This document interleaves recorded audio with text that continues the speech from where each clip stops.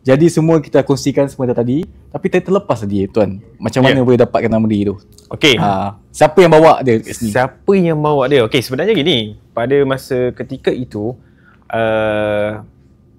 Kelab Media Johor ada kerjasama dengan Majlis Bandaraya Johor Bahru membuat satu program Malam Ambang Tahun Baru. Okey, so kita diskusikan dengan tim Kelab Media Johor, apakah aktiviti-aktiviti yang boleh kita selitkan untuk menyatukan orang kata komuniti yang ada dekat situ.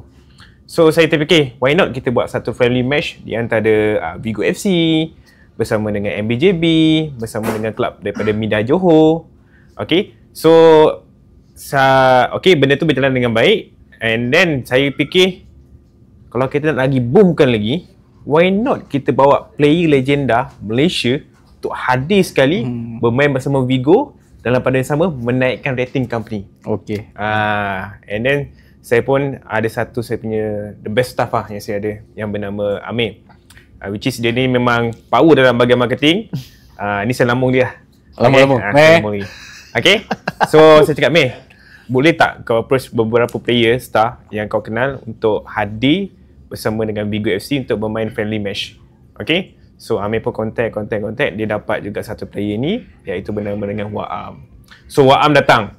Bila Waam dah datang, dia punya appearance tu nampak peminat memang pergi ke arah dia. Cakap, sejujurnya pada ketika itulah pertama kali saya berjumpa dengan Waam face to face. Okay.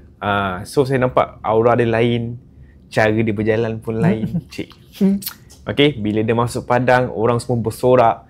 Cakap, ni something new ni. And then saya pun terfikir, bagi dia main dulu, tengok dulu macam mana performance. Dia macam dia pegang bola je confirm gol. Pada ketika itu berapa gol buat? Setiap game satu gol. Setiap game ada satu gol lah.